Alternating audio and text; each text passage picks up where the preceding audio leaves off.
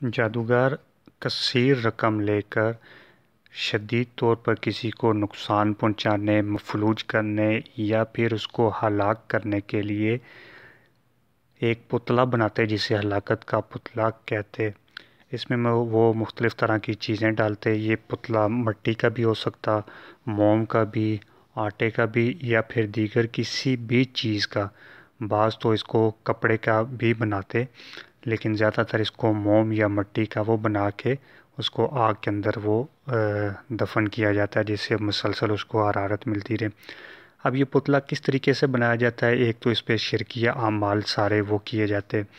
اب جس ایک فرد کو یا گھر کے سارے افراد کو ہلاک کرنا مقصود ہو، ان کو بیمار، مفلوج کرنا اور شدید قسم کی بیماریوں کے اندر مبتلا کرنا، یا پھر ایسی بیماریاں کہ جو ایک ختم ہو اس کے بعد دوسری بیماری شروع ہو جائے، تو اس صورت میں یہ ہے کہ ان کے نام وغیرہ وہ اس پتلے کے اوپر لکھے جاتے ہیں، ان کے وہ ایک لحاظ سے آپ کہہ لیں پتلا یا بت وہ بنایا جاتا۔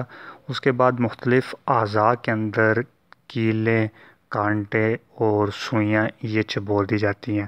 ہر سوئی چبونے کے ساتھ، ہر کانٹا چبونے کے ساتھ یا کوئی بھی ایسی چیز، تو اس کے لیے مختلف وہ پڑھائیاں کرتے۔ اس کے بعد اس کے جسم کے اندر وہ پیوست کی جاتی ہیں۔ پیوست کرنے کے بعد اس کو آگ کے اندر وہ دفن کر دیا جاتا ہے۔ جو یہ آگ کے اندر دفن ہوتا تو یہ اپنا کام کرنا ہلاکت کا، بیماری کا، وہ پریشانی کا یہ شروع کر دیتے ہیں۔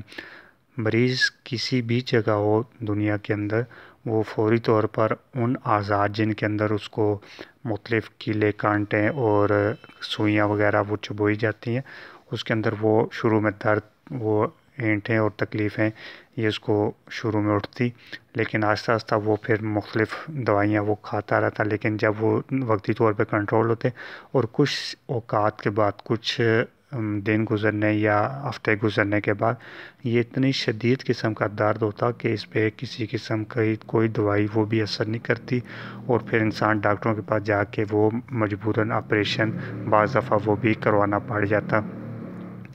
اور اس کے ساتھ اگر آپریشن سے بھی کامیابی نہ ہو وقتی طور پر، تو پھر انسان ہلاکت کے قریب ہو جاتا۔